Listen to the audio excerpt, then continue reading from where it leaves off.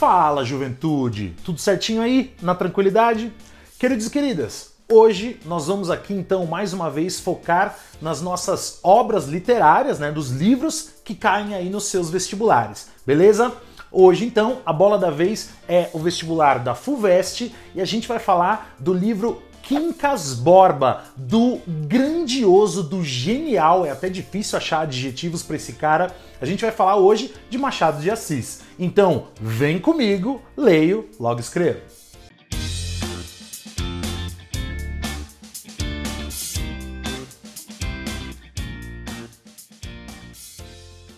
Bom, pessoal, eu já começo aqui pedindo para você anotar o seguinte, tá? Falar do Machado de Assis é falar de realismo no Brasil, tá? Então Quincas Borba é um livro realista. Na verdade, o que o realismo fazia era mostrar o lado real, daí o nome da escola literária, mostrar o lado real da sociedade. O problema é que a sociedade, quando ela é mostrada ali, né, na sua face real, ela não é muito fofinha. Então lembra sempre, já anota aí, que o realismo se preocupa em mostrar, né, as intrigas, a inveja, o interesse, né, as relações interesseiras, todo esse lado meio esquisito aí, meio negativo da sociedade. Já anota aí. Falar do Machado de Assis é falar de um autor muito focado o quê, pessoal? Na ironia, no sarcasmo, na crítica, né? Pelo caminho aí da comicidade, tá? Então, quando você lê as obras do Machado de Assis, né, você encontra ali muita comicidade, né? Então ele tira sarro, é tudo muito engraçado, né? Em boa parte do tempo, tá? Porém, não caia no engano de achar que é a comédia pela comédia, é o humor pelo humor. Não, tudo aí no Machado de Assis, né, na fase realista dele, ocorre em prol dessa crítica, dessa análise do Brasil lá do final do século XIX, beleza? Outra coisa interessante é lembrar que o Machado de Assis, ele também costumava criar narradores que ficavam se intrometendo na narrativa e conversando com o leitor. Tá? Né? São os narradores intrusos aí, né? Bem intrometidos mesmo. Eles ficam tentando te confundir enquanto leitor. Isso é bem legal, bem interessante. E isso vai sim acontecer na obra de hoje, no Quincas Borba. E para começar a falar do enredo, falar da historinha aí pra gente, eu tenho que voltar no tempo. Tá? Pessoal, não dá para falar do Quincas sem falar das Memórias Póstumas de Brás Cubas. Por quê? Porque o personagem Quincas Borba, ele apareceu primeiro lá no livro Memórias Póstumas de Brás Cubas, joia? E depois ele volta aqui. Nós teríamos aí o primeiro spin-off da literatura brasileira? Acho que sim, olha a sacada. Né? Então você que gosta, né, de séries, você gosta de ver aquele personagem que cresce tanto numa série que depois ele ganha uma série só pra ele, né, os famosos spin-offs aí, né? Aqui a gente tem uma espécie de spin-off realista. Né? Por quê? Porque é isso, né? Um personagem que aparece no outro livro depois ganhou um livro só pra ele. Alguns autores aí até consideram o Quincas Borba, né, um livro que é, digamos, uma continuação das Memórias Póstumas de Brás Cubas. Não dá pra dizer que é exatamente uma continuação, mas é mais ou menos por aí, joia? E lá nas Memórias Póstumas, então, a gente já tem esse personagem que lá atrás, nas Memórias Póstumas, ele cria a teoria do humanitismo. Então é um personagem meio filósofo, ele cria essa teoria, ele apresenta essa teoria para um amigo dele, o Brás Cubas, explica bem en passant, bem por cima, e aí o Brás até acha que ele tá meio louco, enfim, ele desaparece da narrativa, ok, tá? Aqui no livro Quincas Borba, esse personagem, então, agora ele vai desenvolver essa teoria do humanitismo, tá? Essa teoria sempre cai em prova e vai continuar caindo. Você tem que saber o que é o humanitismo. O foco narrativo aqui é em terceira pessoa, beleza? Então é o típico narrador machadiano, né, que é em terceira pessoa, ele tá ali de fora vendo tudo, onisciente, né, sabe tudo o que acontece nas ações e no pensamento, no coração dos personagens, mas aqui tem aquele detalhezinho que eu já adiantei pra você. Ele vai ficar se intrometendo o tempo todo, então é bem esse narrador que a gente tem, ok? O que acontece, pessoal? Então, Tudo começa, né, lá na cidade de Barbacena, em Minas Gerais, né? E quem mora ali em Minas Gerais? A gente tem o Quincas Borba, o filósofo, né? Ele se considerava um filósofo, ficava criando teorias, tá? E ele tá milionário, né? Ele havia recebido uma herança, inclusive essa herança até aparece lá no livro Memórias Póstumas de Brás Cubas. Fato é que aqui ele já começa rico, milionário, o cara tem ações do Banco do Brasil, ele é detentor de escravos, ele tem uma série de imóveis, né? Então lembra lá, né? Brasil do final do século XIX, a escravidão ainda ali com resquícios muito fortes, ainda valendo, né? Então a gente tem esse cara que é muito rico, joia?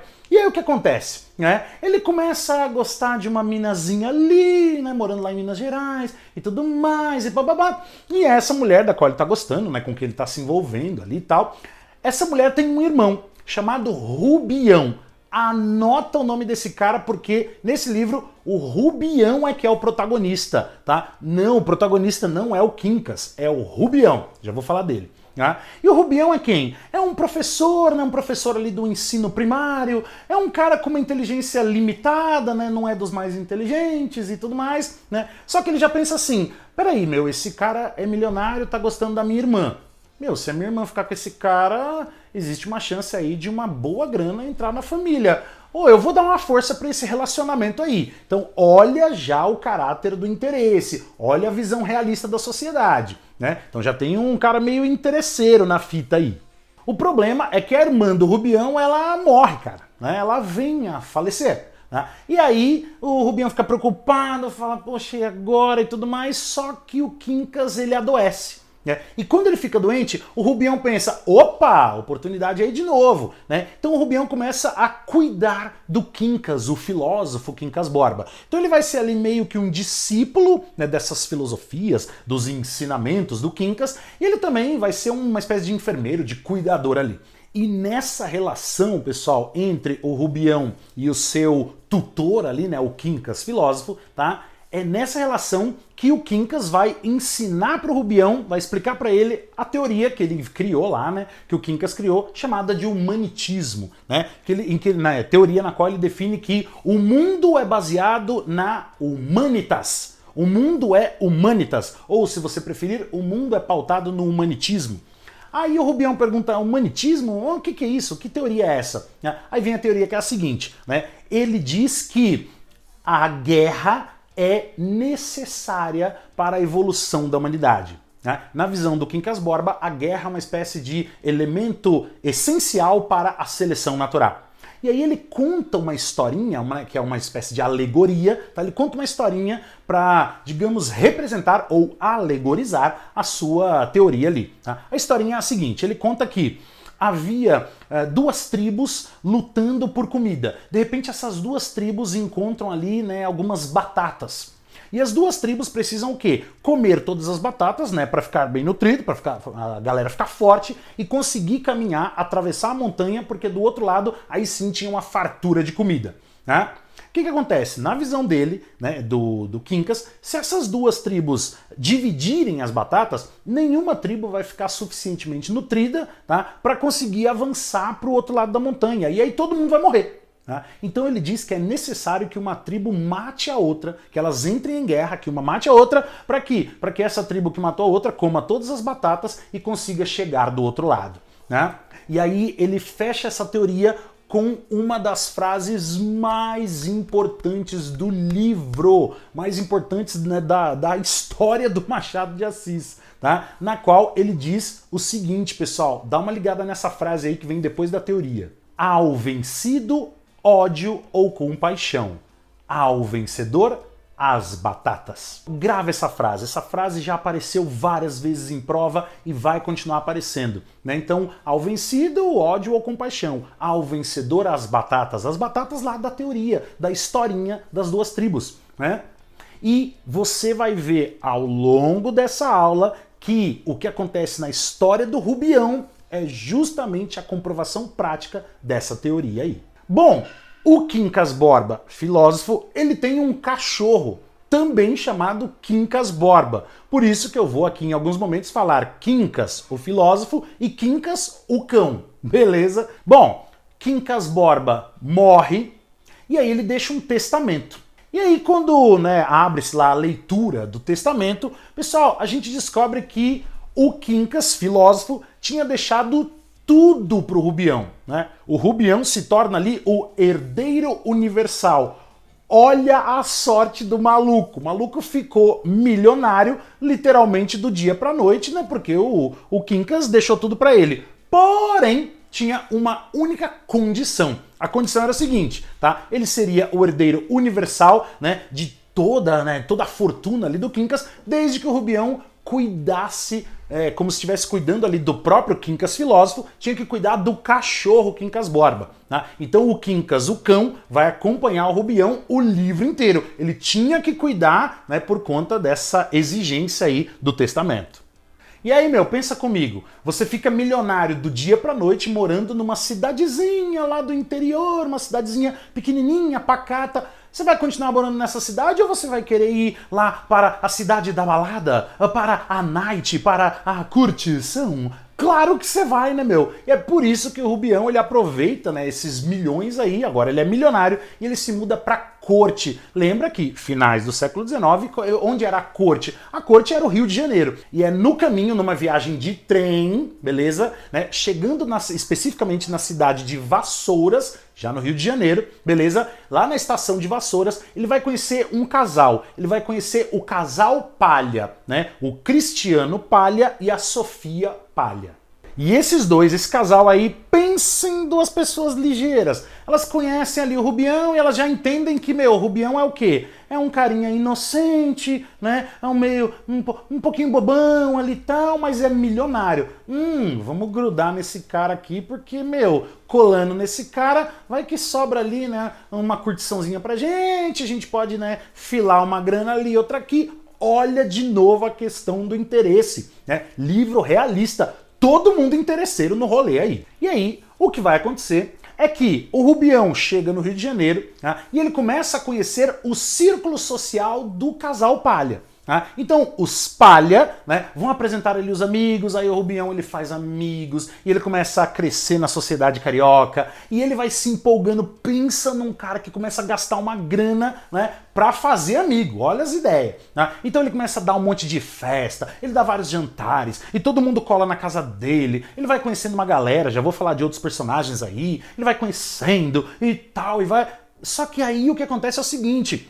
Todas essas pessoas, inclusive os Palha, que estão se aproximando dele, estão se aproximando porque de fato gostam dele? Não, meu, livro realista. É tudo com base no interesse. A galera tá interessada na grana do cara, né? E além de tudo isso, ele, o Rubião, começa a criar um sentimento pela Sofia Palha, né? Esposa do Cristiano Palha, né? Do casal Palha aí. Então ele começa a criar um sentimento por ela e aí tem uma cena que revela muito do casal Palha.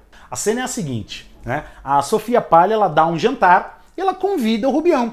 Vem aí, jantar em casa, legal e tal. O Rubião, que já estava gostando dela, interpreta tudo errado e pensa, nossa, isso é um sinal, ela tá na minha, cara, ela tá na minha. Né? E ele vai todo empolgado, chegando lá, ele dá um jeito de se afastar um pouco da galera, né? Se aproxima dela, eles vão ali para uma varanda, na cabeça da Sofia eles só iam trocar uma ideia, né? Mas o Rubião já achando, meu, ela tá na minha, ela tá na minha. Né? E aí chega lá, ele já coloca a mão sobre a mão dela e tenta dar uma investida ali, ela já se afasta e fala... Oi? Você confundiu tudo, cara. Nada a ver, nós somos amigos. Inclusive eu abri a minha casa pra você. Meu, na moral, vaza. Né? E sai, fica uma cena esquisita. O Rubião sai dali, meio xarope, ele não entende direito o que aconteceu. Fato é que depois disso, a Sofia chega no marido, no Cristiano, e conta o que aconteceu. Né? Pô, então, Cristiano, o cara deu em cima de mim, mó cena estranha. Meu, não tô curtindo esse papo não, mó estranho, o cara confundiu tudo, né? O que o Cristiano responde? Opa, peraí, não. Não se indisponha com o cara. O cara é rico. A gente precisa da grana dele. Inclusive, eu já tô aí criando até um negócio com ele. A gente tem uma sociedade que tá crescendo. Inclusive, nessa sociedade, ele me emprestou uma grana, né, e eu tô devendo, inclusive, uma grana para ele. Então, não se indisponha com o cara. Deixa ele investir, deixa ele dar em cima de você, deixa ele fazer essas investidas, finge que vai, finge que não vai, e tá tudo bem, né? Então, de novo, olha aí o interesse econômico, financeiro, se sobrepondo às questões do ponto de vista sentimental ou morais, se você assim preferir.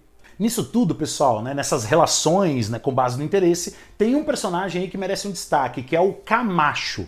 Camacho, pessoal, era um político, né, que também era jornalista e tal, né, e ele estava querendo montar um jornal, né, chamado Atalaia. Não, o jornal já existia, ele queria dar um upgrade no jornal, e aí ele começa a puxar muito o saco do Rubião para ver se o Rubião emprestava uma grana para ele. Então é um personagem importante porque representa essa puxação de saco, entende? Sabe aquela pessoa que fica ali e puxa o saco e fica em cima e faz um carinho e tal, mas tudo com base no interesse? Esse é o Camacho. Pensa num personagem puxa-saco. O tempo todo ele só estava pensando, né, na grana ali do Rubião. Tem também outros dois personagens importantes, tá? Um é o Carlos Maria e a outra é a Maria Benedita. Maria Benedita é uma prima da Sofia Palha. Em algum momento, o casal Palha até tenta juntar os dois, né? Juntar quem? Juntar a Maria Benedita e o Rubião, tenta fazê-los, né, se casarem e tudo mais. Não dá certo e a Maria Benedita ela vai acabar se casando justamente com quem? Com o Carlos Maria. O problema é que é o seguinte, quem tinha um sentimento pelo Carlos Maria? A Sofia. Mano, olha o enrosco. Então é mais ou menos o seguinte, né? A Sofia, ela até certo momento da narrativa, ela parece uma mulher ali, né, fiel ao marido, o lance do casamento e tudo mais, e depois você descobre que na verdade ela só não estava afim mesmo do Rubião, porque se o Carlos Maria, né, desse alguma chance ali, ela iria. Mas ele acaba casando com outra mina, né, a prima da Sofia, e a própria Sofia fica chateadíssima e tal. Então, mais uma vez, as relações se confundindo, né? Então, fidelidade, honestidade, sentimentos, né, do tipo são sempre questionados nessa narrativa aí. O que acontece no final das contas é que, entre muitas festas, muito interesse, essas relações meio esquisitas, tá?